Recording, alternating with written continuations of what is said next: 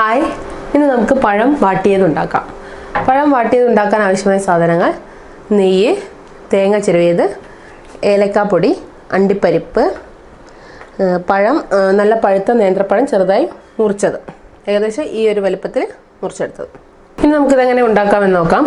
ആദ്യം തന്നെ ഒരു ചട്ടി അടുപ്പിൽ വെച്ച ശേഷം നന്നായി ചൂടായ ശേഷം ഒരു സ്പൂൺ നെയ്യ് ഒഴിക്കുക. നമ്മൾ എടുക്കുന്ന പഴത്തിനനുസരിച്ച് നെയ്യ് ഒഴിക്കണം. ഞാനിവിടെ 3 പഴമാണ് എടുത്തിരിക്കുന്നത്.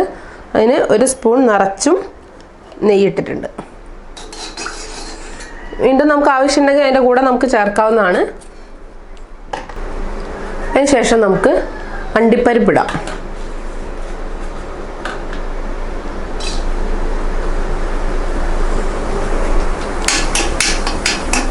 അണ്ടിപ്പരിപ്പ് നമുക്കൊന്ന് വറുത്തെടുക്കാം. ഏകദേശം ഒരു ഇളം ബ്രൗൺ കളർ ആകുമ്പോൾ നമുക്ക് അതിനകത്തേക്ക് നമ്മൾ ചെറുതായി അരിഞ്ഞു വെച്ചിരിക്കുന്ന പഴം കൂടെ ചേർക്കാം.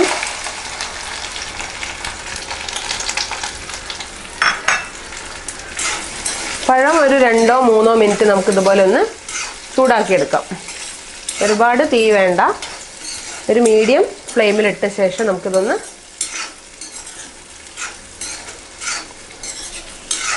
നമ്മൾ ഇട്ട ശേഷം ഒരു 2 സെക്കൻഡ് കഴിയുമ്പോഴേക്കും തന്നെ നമുക്ക് നമ്മൾ ചിരവി വെച്ചിരിക്കുന്ന തേങ്ങ ഇതിൻ്റെ കൂടെ ചേർക്കാം.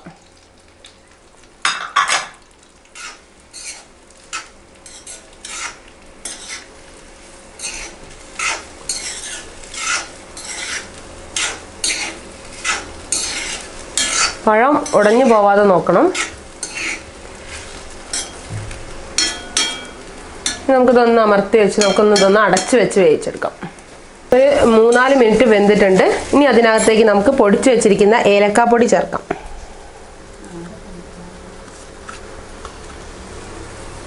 നാല് ഏലക്ക പൊടിച്ചതാണ്. അതോടൊപ്പം തന്നെ നമുക്ക് ആവശ്യത്തിന് പഞ്ചസാരയും ചേർക്കാം. ഏകദേശം 1 സ്പൂൺ പഞ്ചസാരയാണ് ചേർത്തിരിക്കുന്നത്. മധുരം കൂടുതൽ ഇഷ്ടമുള്ളവർക്ക് കുറച്ചും കൂടെ ചേർക്കാവുന്നതാണ്.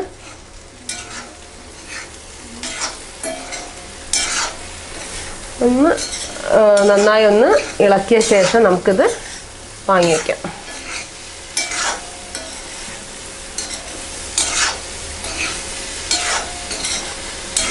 നെയ്യിൻ്റെയും പഴത്തിൻ്റെയും തേങ്ങയുടെ എല്ലാം കൂടെ ഒരു നല്ല സ്മെല്ലെല്ലാം വന്നു തുടങ്ങിയിട്ടുണ്ട്.